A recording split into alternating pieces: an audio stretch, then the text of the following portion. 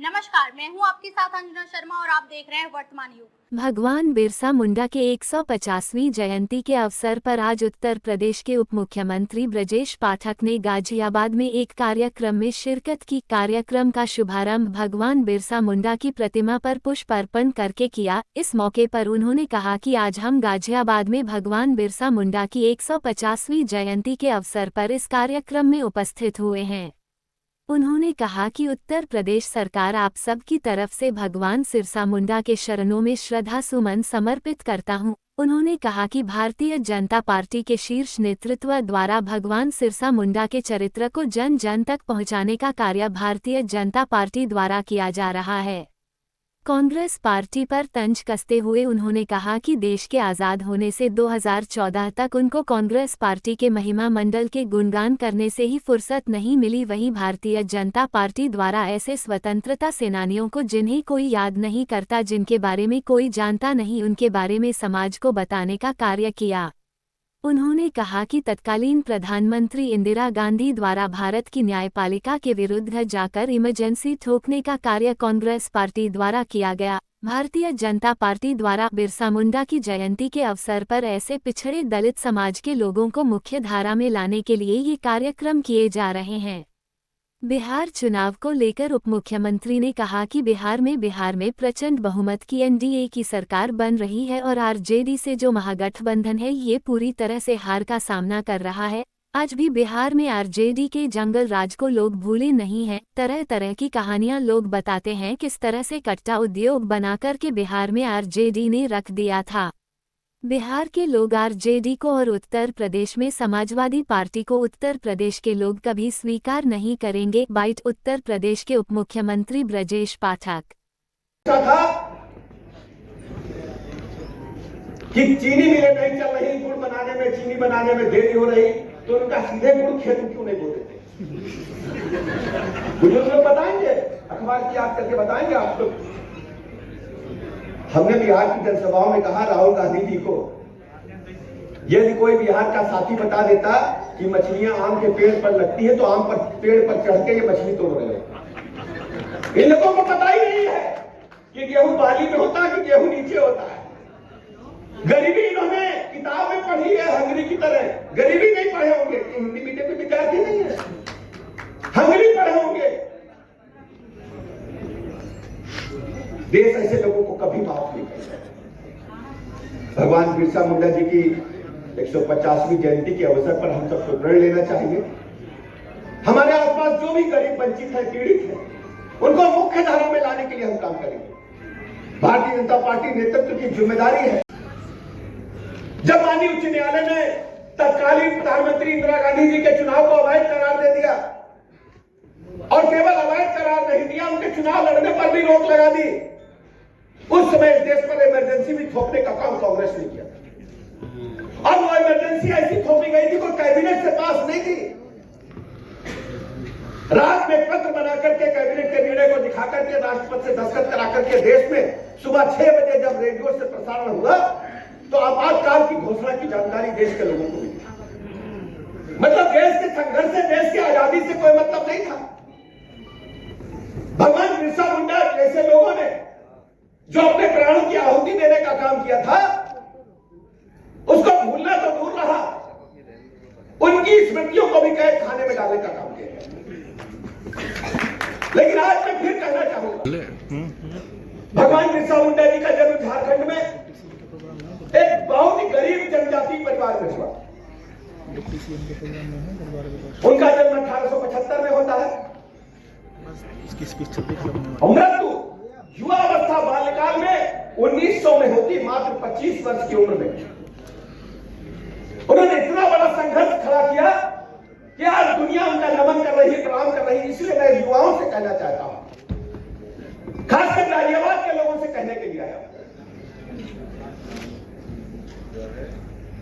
कि हम कितने भी साथी हैं, हमारे बीच में ढेर सारे ऐसे अनजान नायक हुए जिनका पूरा जीवन भारत माता को समर्पित रहा,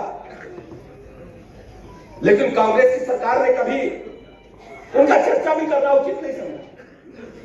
आदरणीय मोदी जी के नेतृत्व में भारतीय जनता पार्टी ने निर्णय लिया हम पूरे देश के पैमाने पर ऐसे कार्यक्रमों को चलाने का काम करेंगे। आज मुझे कहने में प्रसन्नता है, पूरे उत्तर प्रदेश में हर मंडल मुख्यालय पर, हर मंडल स्तर पर ऐसे कार्यक्रमों का आयोजन किया जा रहा है। भगवान बिरसा मुंडा जी के जन्म से हमें क्या प्रेरणा मिलती है?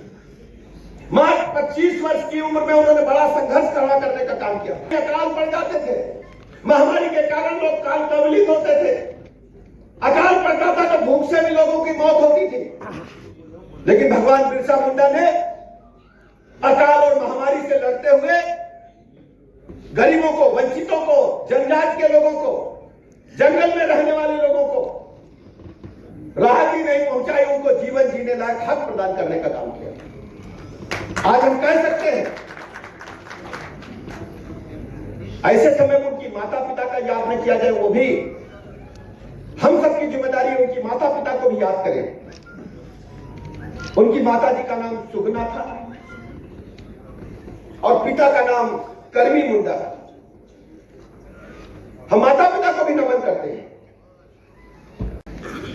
उत्तर प्रदेश सरकार की तरफ से, प्रदेश के 25 करोड़ लोगों की तरफ से, आप सबकी तरफ से हृदय की गहराइयों से बहुत बहुत शुभकामनाएं देता हूं प्रदेशवासियों को, और भगवान बिरसा मुंडा जी के चरणों में श्रद्धा सुमन अर्पित करता हूं, की स्मृतियों को नमन करता हूं। हम सब जानते हैं भारतीय जनता पार्टी नेतृत्व ने तय किया है कि पूरे देश के पैमाने पर भगवान बिरसा मुंडा जी की जो स्मृतियां हैं, जो उनके संघर्ष हैं, उनको हम जन जन तक पहुंचाने का काम करेंगे। उसका कारण सबसे बड़ा क्या है? भारत माता को जो आजादी मिली, वो आजादी सिर्फ कुछ लोगों का संघर्ष नहीं था। गरीबों का, वंचितों का, जनजातियों का एक बड़ा पैमाने पर संघर्ष में साथ मिला करने से कंधा मिला है। बरस बीते चले गए, बरस 10 बरस बीते, लेकिन कोई ध्यान नहीं था। 70-80 साल बीत गए, कोई ध्यान नहीं था। उस समय की हुकूमत ये समझती थी, खासकर कांग्रेस का मैं नाम लेना चाहूंगा, कि गांधी परिवार के महिमा मंडल से ही देश चल जाएगा। लेकिन 14 के बाद से आदरणीय मोदी जी के नेतृत्व में जब देश में भारतीय जनता पार्टी की सरकार बनी, तो भारतीय जनता पार्टी ने गरीबों को, वंचितों को, पीड़ितों को, जनजाति के लोगों को मुख्य धारा में लाने के लिए सैकड़ों योजनाएं चलाने का काम किया। आप देखते होंगे पहले आवास की योजनाएं चलती थी, पेयजल की भी योजनाएं चलती थी, अन्य गरीब कल्याण योजनाएं भी चलती, लेकिन कुछ हमें याद है 1971 में जब चुनाव हुआ तो नारा दिया कांग्रेस पार्टी ने गरीबी हटाओ, लेकिन गरीबी तो नहीं हटी, गरीब खुद हट गए। सत्ता हाथ से चली गई। सत्ता बरकरार रखने के लिए इस देश में संविधान को कैद में डाल दिया गया। जब याद करिए, मैं आपको याद दिलाना चाहता हूं, चूंकि विद्यालय क्रिश्चियन सोसाइटी का था तो उन्होंने ईसाई धर्म ग्रहण कर लिया, लेकिन ईसाई धर्म में जाने के उपरांत जो अत्याचार, अनाचार उस समय तत्कालीन सरकारों द्वारा हुए, मैं कह सकता हूं अंग्रेजों द्वारा हुए, तो उन्होंने ईसाई धर्म त्याग करके पुनः सनातन संस्कृति में प्रवेश लेने का काम किया। ऐसे थे भगवान बिरसा मुंडा। उन्होंने नारा दिया, उन्होंने आंदोलन चलाया ब्रिटिशर्स के खिलाफ, जमींदारों के खिलाफ। उसका नाम था उल गुलाम आंदोलन। इसका मतलब अपना देश, अपना राज। वो चाहते थे कि जिस देश के लोग हम लोग रहने वाले हैं उन्हीं का राज हो। एक बड़ा मूवमेंट, स्वतंत्रता संग्राम चलाने का काम किया। आज उनकी 150वीं जयंती है। आदरणीय प्रधानमंत्री नरेंद्र मोदी जी के नेतृत्व में भारतीय जनता पार्टी भगवान बिरसा मुंडा जी के जयंती के माध्यम से संदेश देना चाहती है गरीबों को, पिछड़ों को, वंचितों को, उन समुदायों को जिनको अभी तक मुख्य धारा में आने का अवसर नहीं मिला है। गरीब कल्याण की योजनाएं पहले भी चली, लेकिन आज आंकड़े आपके समक्ष है, पूरे देश के अंदर 25 करोड़ से अधिक लोगों को गरीबी की रेखा से ऊपर उठाने में भारतीय जनता पार्टी की सरकार कामयाब है। झूठा एग्जिट पोल दिखाकर सर 14 तारीख को प्रचंड बहुमत के साथ भारतीय जनता पार्टी गठबंधन की राजग की सरकार बन रही है। बिहार में प्रचंड बहुमत की एनडीए की सरकार बन रही है और आरजेडी सहित जो महागठबंधन है ये बुरी तरह से हार का सामना कर रहा है। आज भी बिहार में आरजेडी के जंगल राज को लोग भूले नहीं हैं। तरह तरह की कहानियां लोग बताते हैं किस ढंग से कट्टा उद्योग बना करके बिहार में आरजेडी ने रख दिया था। बिहार के लोग आरजेडी को और उत्तर प्रदेश में समाजवादी पार्टी को, उत्तर प्रदेश के लोग कभी गुंडा राज के कारण माफ नहीं करेंगे। और बिरसा मुंडा जी के बारे में बिरसा मुंडा जी को लेकर बिरसा मुंडा जी की 150वीं जन्म जयंती को भारतीय जनता पार्टी नेतृत्व पूरे देश में, पूरे प्रदेश में धूमधाम के साथ मना रहा है। आज 150वीं जयंती के अवसर पर गाजियाबाद में मैं प्रदेश सरकार की तरफ से श्रद्धासुमन अर्पित करता हूं। माननीय मोदी जी ने, भारतीय जनता पार्टी ने तय किया है कि गरीबों को, वंचितों को, जनजातीय लोगों के मान सम्मान के लिए भारतीय जनता पार्टी लड़ाई लड़ने का काम करेगी और उनके जीवन में उत्थान लाने के लिए काम करेगी।